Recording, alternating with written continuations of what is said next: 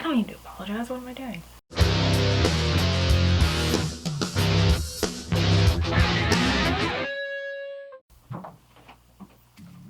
Okay. Hello, YouTube. And welcome back to my channel. My name is Summer Nicole, and this is my vlog channel, which should be a music business channel, but it's not yet. I think I want to address in a whole separate video why I've been gone so long, because I don't know. Just know that there are a lot of reasons that I've been gone off my channel for a very long time. So I kind of want to address that separately. I'm not going to address it now. It's not the topic of this video. And if I sound a bit out of practice talking to a camera or nervous, it's because I'm out of practice talking to a camera and I'm nervous. Also, this topic is a little nerve-wracking because I'm kind of exposing myself and my past. So, yeah. Cringe culture is dead, and I'm killing it today by opening up about my past. So being back on Tumblr reminded me of a very pivotal aspect of me growing up, which was when I was a part of the Acacia Kersey fandom. The reason I want to bring this up now is because, I mean, Acacia never really stopped being relevant, but like, she is getting a severe amount of hate again. Like similar to how bad it was during her teenage years. And I understand that the hate never really stopped, but it just seems to be really intense lately. So I feel like the topic is relevant. It's relevant for me processing through my past, and I figured that maybe some people in the YouTube sphere would like to hear my perspective of Acacia Kersey from someone who was a fan of her and literally a part of her fandom since 2011. So I quite literally grew up with Acacia following this internet persona. And then I became an adult, and like I am not in a fandom anymore, but I still keep up, right? On social media and whatnot. And I've just seen a lot of accusations. So I thought that you might want to hear, I don't know, sort of how I feel about it just from a different perspective than maybe a lot of people that haven't been following her quite as long or weren't as invested, or I don't know. Yeah. So I'm gonna stick a timeline up on screen so that you can skip through the video for the parts that you want to see. I would very much appreciate it if you watch the whole thing because it will make a lot more sense that way. But if you just came here for, say, me talking about the fandom, then it'll be at this point, or me talking about how I feel now, it'll be at this point. So, timeline, there you go. Skip around as you please. For those of you who don't know, and I assume that's no one watching this, I assume if you're watching this you know who Acacia Kersey is, but if you don't, Acacia Kersey is a internet famous influencer. She was born in Boston, Massachusetts in '97. Moved around a lot her entire childhood, but somehow at some point ended up in California. And during that time sort of became this Tumblr famous and later YouTube famous teenager. And then, as I said, she was in California. She got involved with like the YouTube people in Orange County by the likes of Lindsay and Morgan Demiola. I really hope I pronounced that right because I love Lindsay to this day. Sam and Kian, JC, all of those YouTube people. Some of you know why and the history behind it. I don't really need to get into it because it's not pertinent to what I'm about to tell you. But, so that's a little background on who she is. I grew up as a Tumblr and YouTube kid. So I kind of built my entire personality off of these websites. The same way that people a little bit older than me probably were influenced by MySpace and Facebook. People that are younger than me, kids today, are influenced by TikTok. It was the same kind of thing. You know, the era of the internet. And if you were on Tumblr in, say, 2011, you probably knew Tumblr famous people who are famous for their pictures, like Acacia, Lindsay, Demiola, Mike Serrato. Some people were famous for the, I guess, type of blog they had, but they also would post like face pictures and people thought they were cute or whatever. So they would reblog their photos a bunch and they would become quote unquote Tumblr famous. As soon as I found Acacia and found out more about her and watched her videos, she almost immediately became my idol.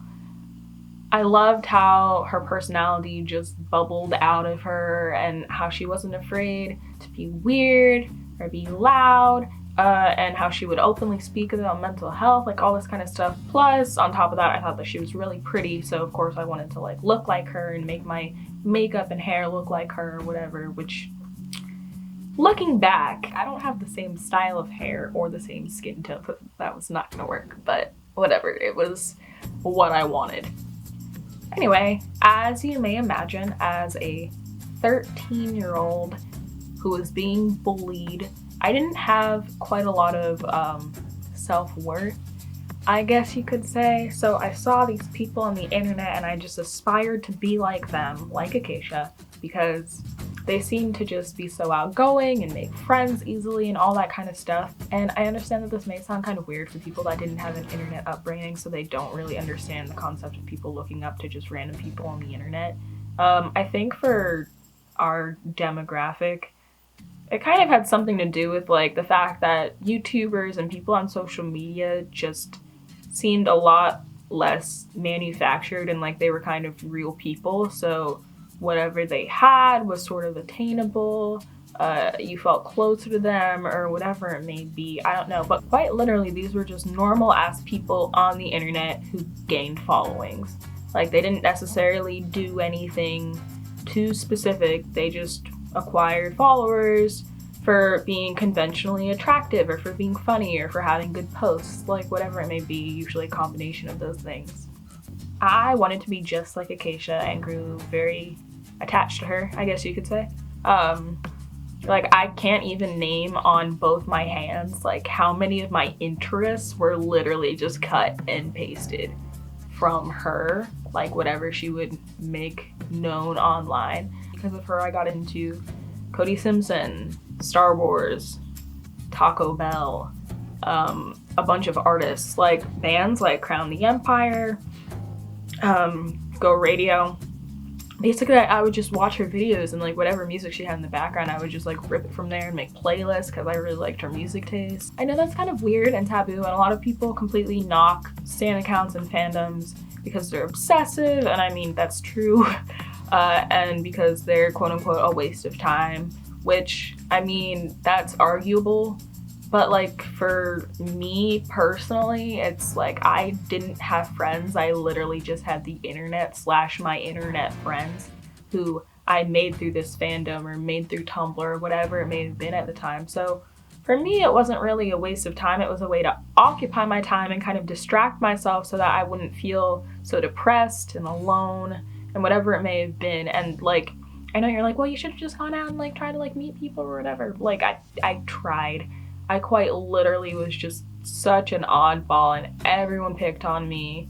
At school, didn't really have too many outside activities, so my outside activities became making YouTube videos, watching YouTube videos, blogging, all that kind of stuff. Anyway, so this was all in 2011 into 2012.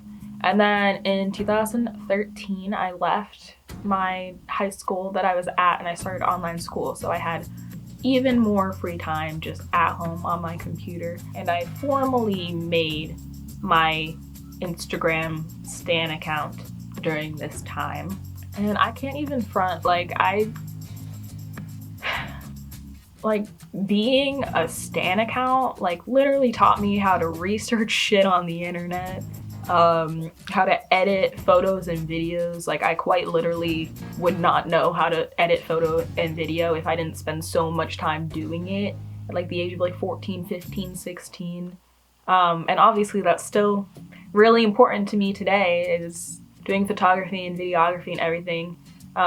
So in that way, I guess it positively affected my future. Anyway, so I kind of treated owning a stan account, running a stan account, like a responsibility. I mean, I didn't have a job or anything, when I was that age, and it sounds really weird, maybe a little stupid, but I definitely treated it as a job and took it really seriously and put a lot of time and effort into it. I mean, I had the energy back then to do that.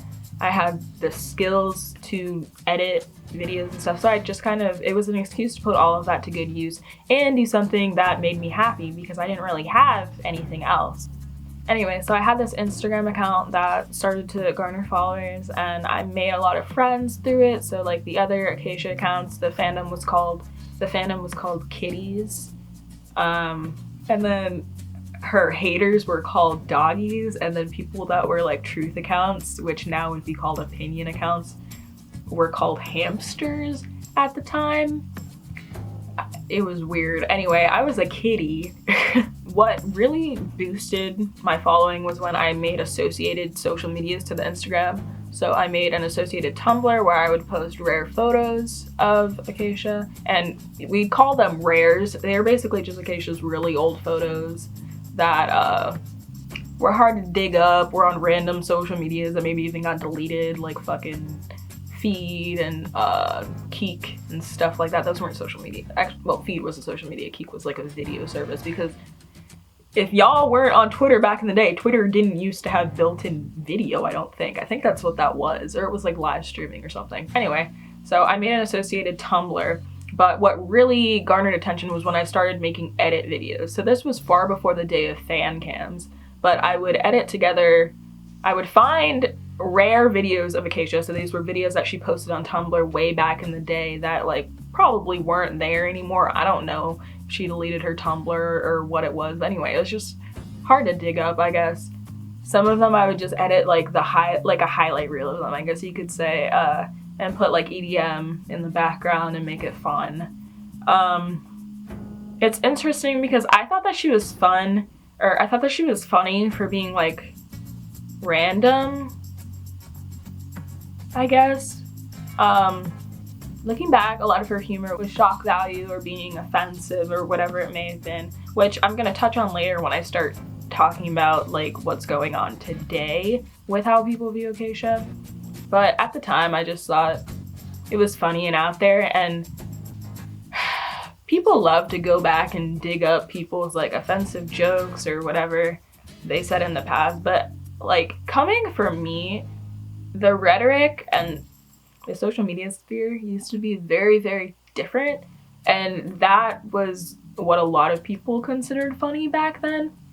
There weren't so many like rules and like political correctness, and I'm not saying it by any means is okay. I'm just saying that all the shit that people dig up is a lot of the time from when people were kids.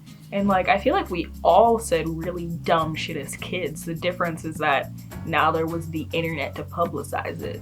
So these people on the internet garner a following and they say this dumb shit and it comes back to haunt them later. But like, if you or me had the same amount of following as said person, like, I'm sure the majority of us could get quote unquote canceled. Like, it's just a learning curve of fucking growing up, and I will die on that hill. Yeah. So my most popular video on YouTube hit 13K views, which was, I believe, a YouNow stream. I don't know, it was of Acacia singing, and it hit 13K, which was far more than I ever got views-wise on my personal account. Like, my highest views on this account, I think, is 3K. So, you know, supersede that by just 10K people. And for me, even if it wasn't like my face or I was using this account to highlight someone else, it was still really cool to me to like sort of have that platform, like this thing that I ran, and to be good at something, like putting shit together that people liked. I mean, that was just really cool to me. Anyway, so during this year, I was like a pretty hard stan, like a pretty hard kitty.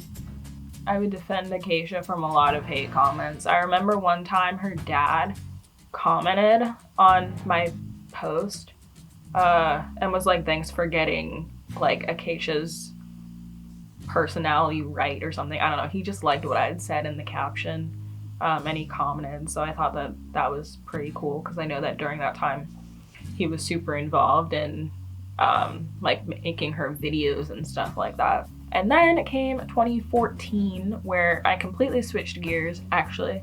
So essentially what had happened is that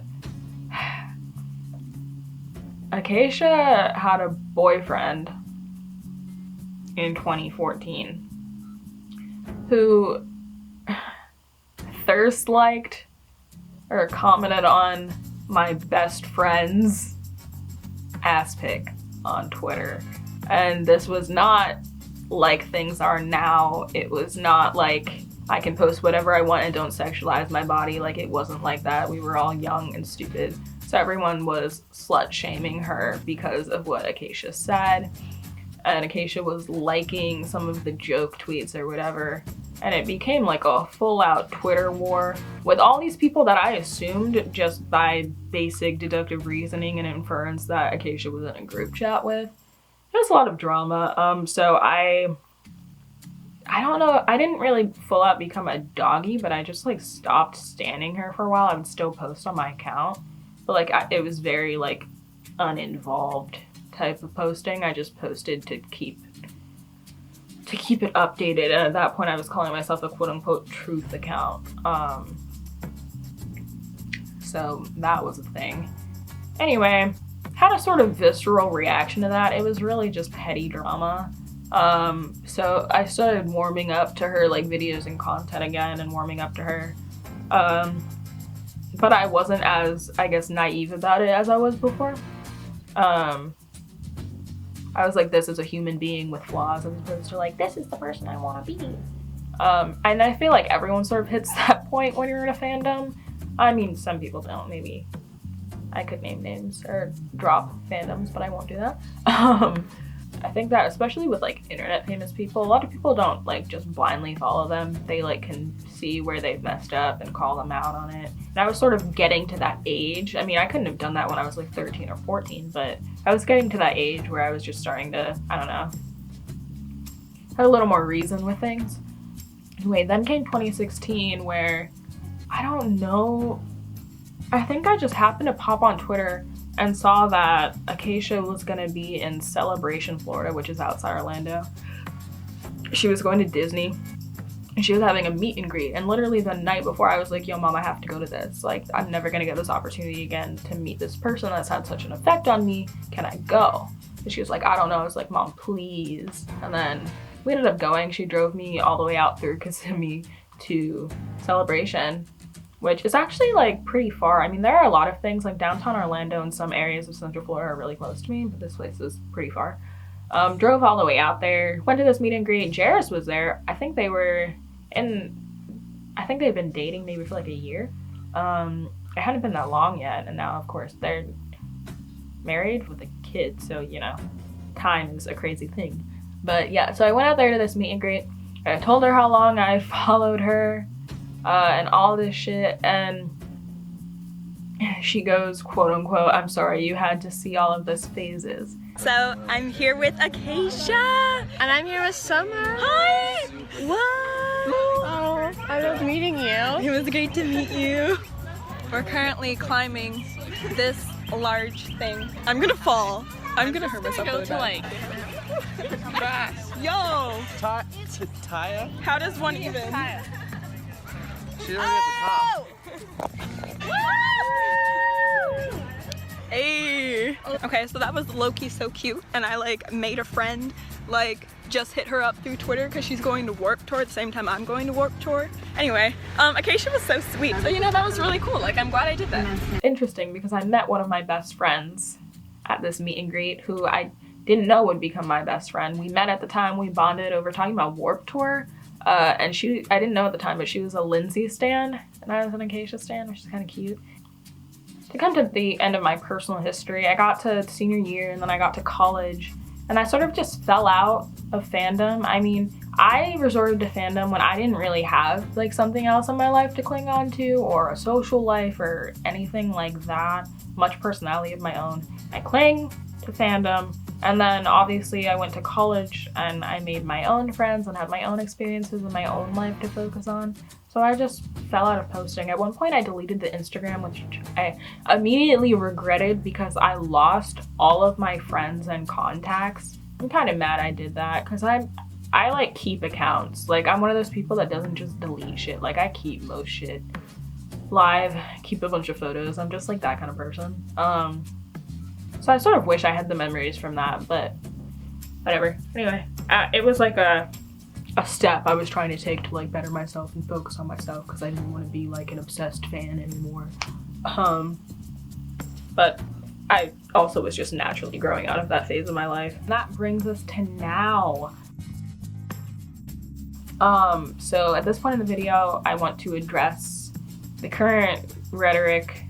Well, that's not my go-to word in this video. The current what people are saying about Acacia and all the drama and all the accusations, because I feel like I have a pretty rational opinion on it. And basically, it upsets me that for the entire time I have followed Acacia, and I've been calling her Acacia Brindley. It's technically Acacia Kersey now, but for whatever reason that's not gonna stick in my brain.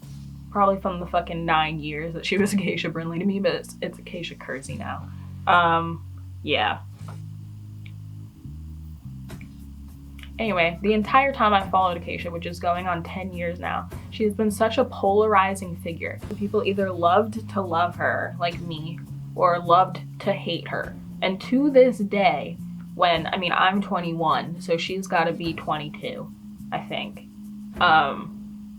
She still is such this polarizing figure. She has hundreds, if not thousands, of quote-unquote opinion accounts on Twitter. And there are also YouTube tea accounts that make like 30-minute videos all about what's wrong with her as a human being. So I have quite a lot to say of this. Acacia has grown up like her entire childhood into now being scrutinized for every last thing that she does. And keep in mind, this isn't like a celebrity. I understand that she used to be like singing and acting and ran in the sort of circles that might have made her like a micro celebrity, like an internet celebrity, but like quite literally she was always just this normal ass bitch, and is now especially a normal ass bitch, literally just married with kids, lots of kids, and like all she does, she just posts videos, like she just has followers, like, but she's a normal human being. So imagine having your entire childhood being scrutinized, being bullied, being hated on online, and trying to come out of that with even some shred of healthy mental health. So like the first question involved here is like the mental aspect of everything.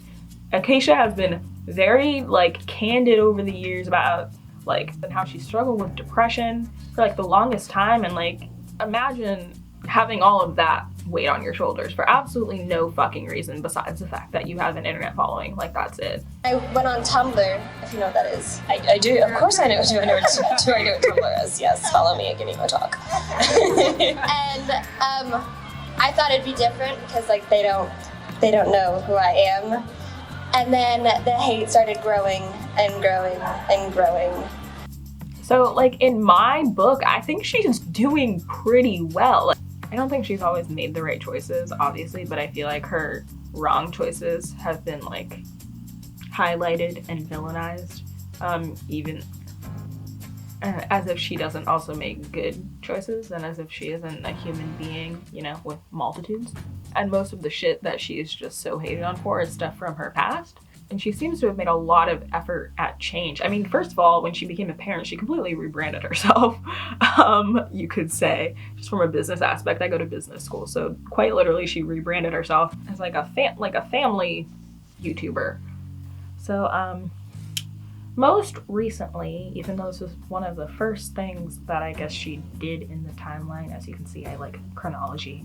One of the first things that she did that she is now getting blamed for many years later is that in some of her older videos, she uses the N-word, which of course is not excusable. And it's weird because I like quite literally edited those videos from that time when I was making my edits for YouTube, and like the word just completely went over my head. Like I don't even think I knew what it really meant. or like the history behind it at the time. But I just want to use this as an example to talk about the fact that it was a very different like social sphere back then. Quite a lot of people on the internet, I mean, you can name drop, you can say like Jeffree Star, like there's a bunch of people that are being called out for all the shit they said back then. But to be quite honest, a lot of the humor during the time was just saying obnoxious things for like shock value, and it wasn't coming from a place of hate, maybe a little bit of ignorance, but not a place of hate, literally just being dumb kids. So in my opinion, I really don't think Acacia is racist. I think that that is exemplified, of course, by the apology video that she just recently put out, where she literally makes zero excuses for what she did and just apologizes to the people of color that she hurt. Obviously, I'm a person of color. I clearly was not offended during the time that I saw this video because I didn't think anything of it. I knew plenty of people in high school, especially that were white and would use slurs because they thought it was funny and bring attention to themselves and be edgy or whatever. I definitely had a phase where I wanted to make edgy jokes all the time, and I would just watch iDubbbz 24/7 and play Skyrim in my basement. Like, I had a big like edgy gamer phase. I was gonna say incel phase. I'm really sorry, but I went through that too. I think a lot of people have. And kids, I feel like a lot of people that are engaging in cancel culture aren't necessarily like young kids, but like teenagers and young adults. But like the difference is that some of those people have grown up in a social and political sphere where there's political correctness and we understand that we need to be careful with our words or whatever. And not that there are like a lot more rules, but like there's just a lot more like awareness about like why you shouldn't say offensive things and how the history behind it and why it can hurt people. And like that is so prevalent nowadays that just everyone grows up knowing that. That doesn't mean everyone listens, everyone has their own opinions, but regardless, it was a much different time. And not to say that people didn't care as much, but like I personally don't think people cared as much. And people care now, which is why you're seeing so many people get canceled now by the younger demographic, I suppose. Once again, I don't want to make excuses for it, just like I wouldn't make excuses for the shit that I said, besides the fact that you're young and you can't take it back. Like, that's it. I don't think she, like, what she said then, like, reflects who she is as a person now. Another thing that people hated, yes, there's a list. Another thing that people hated on was her provocative pictures or whatever. But we are more or less in a different time where it's like, girls who are teenagers should be allowed to wear shorts without being sexualized on social media, and we all understand this. In the same way that these pictures came out of Acacia, which by the way, I don't think she posted herself. I think that it was like revenge lewds. So these pictures came out of Acacia and everyone slut shamed her for it and made her out to be an awful person. But like, why? Like, I didn't understand it then, and I still don't understand it, and I'm glad that we're in a time now where less blame is placed on girls, especially young girls, for the fact that other people are sexualizing them, or other people are posting their, like, private photos or, like, stuff like that. Like, it's just, that's a whole intense conversation. Yeah. Another one of my close friends hates Acacia because she dated a lot of band members, and apparently every single person that was a band member that she dated left their band, so she's known as like breaking up bands. My opinion on that is that if a band can be broken up that easily because of some like girl that, I mean, knowing the general length of time that Acacia dated these various men when she was younger, like it wasn't that long, it was like under a year, maybe a year. So if they were quote unquote broken up by her, like that's on them. Like their band is their responsibility. A lot of like fans of her have switched up and been like, you only respond to your hate comments, like blah blah blah, like you don't care about us, like you clearly don't care about anyone, you just care about attention, all this shit. I think that it can become draining having a lot of people in your DMs like concerned about what you're posting or what you're doing all the time. And I'm not saying that she shouldn't respond to nice comments or like hate comments. I'm just saying that like quite literally, like, this is a normal ass bitch. And like people, like celebrities, just because people have a platform doesn't mean they like owe you anything. And that's something that I especially am coming to realize, like working in music business, knowing a lot of people that have platforms, like these are just normal people. They deal with things in a normal way. And I'm sure it's hard for someone like Acacia to just block out the hate. And of course you want to like defend yourself to that. And I don't think she purposely would just ignore people who like her. Like I really don't think that's the case, and I don't think it's that deep or that serious.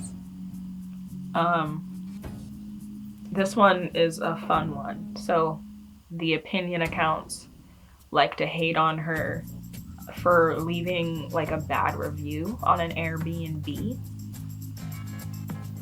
I swear to God, it's the smallest fucking things, but they like to hate on her because she left a bad review on an Airbnb that was apparently a good Airbnb. Quite frankly, I think that was all just a misunderstanding, and people are blowing it out of proportion because it's Acacia and people want to pick on every little thing that she does. So basically what happened is that she went to this very remote Airbnb with her kid and Jared. And she was worried about safety because there was someone with a gun outside. She didn't know at the time, I suppose. Well, according to her side, she didn't know that this person was actually armed because they were security, because the person was not in uniform. So that is what was said. But the fact that like you even have to defend this, like, to be honest, like if I was in that situation and it happened the way that it is being said, my maternal instincts would have kicked in and I would have went into mom mode and had a fucking Karen moment. Like it's literally a matter of safety. She felt unsafe. Whether or not that was a misunderstanding, like who knows? But like, we all have our fucking moments, bro. We all have our moments. Like that's her kid and she was worried about her kid's safety. So like, of course she's gonna leave a poor review and be like, I didn't feel safe here, because like, she didn't. Like, why would she have to lie about that? Especially because this wasn't something that she like posted about. Like, she wasn't like flaming this Airbnb publicly. Someone like found, I mean, that I know of. Someone just found her Airbnb review and was like, oh my God, this is so funny, ha ha ha. Like, okay. One thing that I do actually understand is people hating on her for having like a lot of pets. This sounds stupid. Let me explain. She's had a lot of pets throughout her life and she hasn't kept most of those pets. From my understanding, just from following her, because a lot of people are like, she treats pets as temporary, she just gives them away, and obviously like that subject is very close to my heart. Like, don't get a pet just to give it up when it's no longer convenient. Like, that's not okay. So I sort of agree with what people are saying here. However, from my understanding, once again, Acacia has moved around quite literally her entire life, and I don't think a lot of those moves were in her control. So I think more than anything, she just wanted to have an animal, but was not able to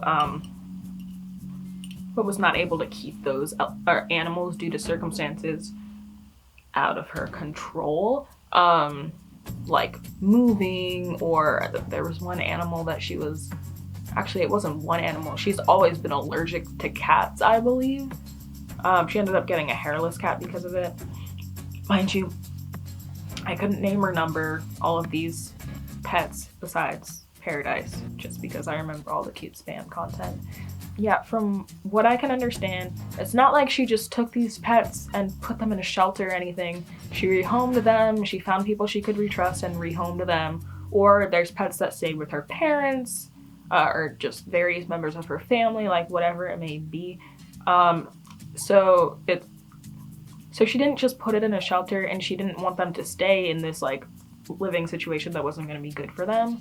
So I think it's just all up to perspective. There's a lot of videos that are like, that look pretty bad as far as like how she treats her pets, but once again, anything can be taken out of context, whatever it may be.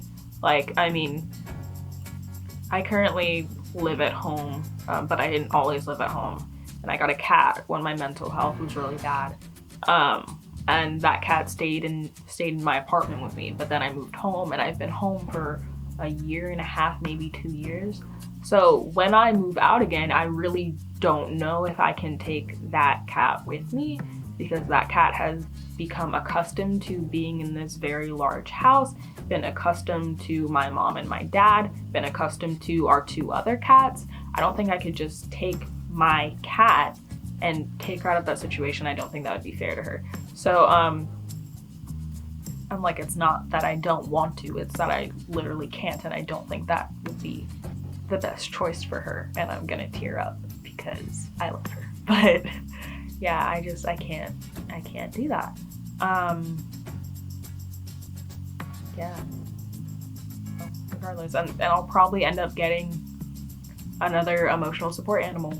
I probably will. But once I'll be moved out and have this cat or dog from such a young age, and not have such a, once I'm stationary and settled and won't be moving around so much, I think that it will be fine. This got really rambly, but my whole point of saying all of this is that at this point in time, Acacia has 2 dogs, I believe. And she's had, one of them is like pretty young, but the other one she's had for a very long time, because, you know, now she's in a stable living situation. It's kind of clear that she's learned from past mistakes. I mean, she'll also tell you that herself when people comment that. Anyway, I'm gonna try and wrap this up. A lot of the drama, like the Twitter beef and stuff like that, I think was just because she was a kid, clearly. As y'all are starting to see, like, all of these accusations are just so stupid. Like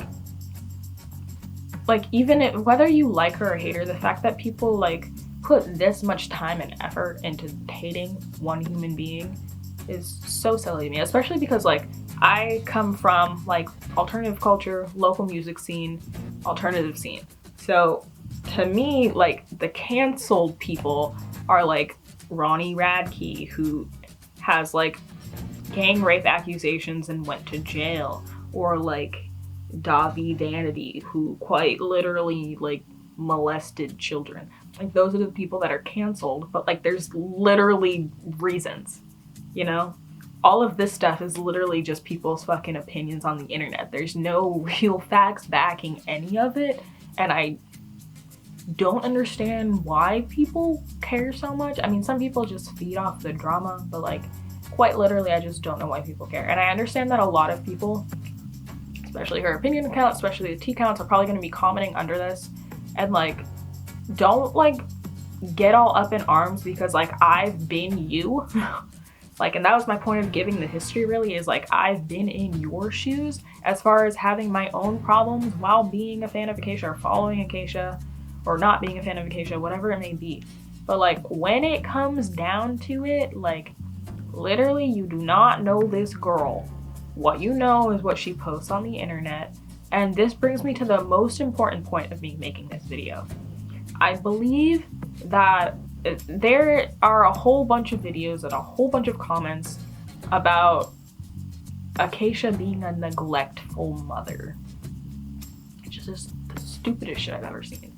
Because all you have to do is watch one of her videos, like, without so much bias, I guess, to see that, like, she gives a shit about her kids. I mean, she does everything she can for them.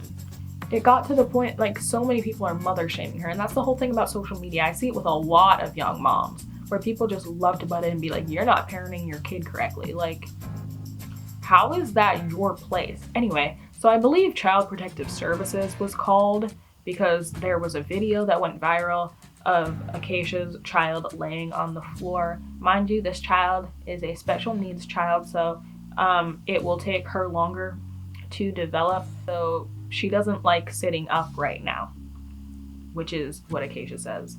Why on earth do all these random people on the internet like take that not at face value and just be like, well, I don't believe you because I saw a video one time. And then obviously this became a topic of discussion, and people in Acacia's life, like her friends, had to come to defend her and be like, I literally spend time with Acacia and I see how she treats her kids and I see how she cares for them, and this is absolutely not okay. So I think that I just needed to talk about the lines on social media, especially just growing up being so invested, obviously, in people online. I really still just don't see how you can make all of these intense judgment calls and try to fuck with someone's life based on assumptions that you have off the internet.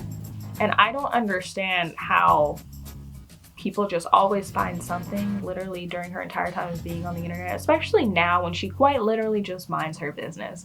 So I suppose that this is a PSA, and people are going to be like, you're biased, people are going to be like, you're this, people are going to be like, you're that. But I just feel like it needs to be said that, like, while it is cool that in the Twitter space and stuff like that, we have this power now to be able to bring attention to wrongdoings, can we please pay attention to the literal oppression and the actual wrongdoings instead of the small details of the influencer's life that you can infer based on very select videos and photos and content that has been posted online. Like, I really think that we all need to sit back and reflect, especially right now, while we have time during quarantine to do so. I just feel like cancel culture sometimes is just this huge fucking ploy for people to feel like they're fucking powerful, and people are using it for harm. I'm sorry about the notifications. People are using it for harm a lot of the time instead of good, and judging people based on stuff that is deep in their past. The smallest inferences when you don't have the big picture, and you may never have the big picture. So yeah, I think that's where this video will come to an end. Thank you for sitting through this little history lesson and my opinions and whatnot. I hope that it was informative for some people. I don't know. If you're here, you probably care about it. So yeah, thank you for watching.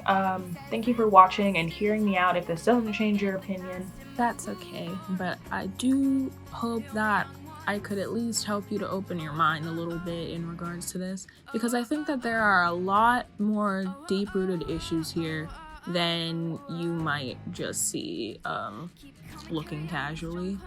So I really wanted to talk in depth about it, not only to get a lot of like stuff off my mind and just kind of relive the past a little bit, but also just to bring attention to cancel culture and sort of our socio-political climate in regards to social media and how we're interacting with one another and people's platforms and whatnot. Anyway, I promise this isn't going to be turning into like a Shane Dawson-esque think piece and conspiracy and debunking channel. This was sort of an unrelated video and just something interesting to upload during quarantine. I'll be back with more vlog related content, more music related content, and all that stuff. So please like, comment, and subscribe. Feel free to use the comments below as an open forum to talk about how you feel about everything. Feel free to disagree with me. Let me know if you learned anything new about Tumblr or about this influencer or anything like that. I quite literally will take any social interaction right now. Anyway, yeah, like, comment, and subscribe for more videos, and I will see you in the next one.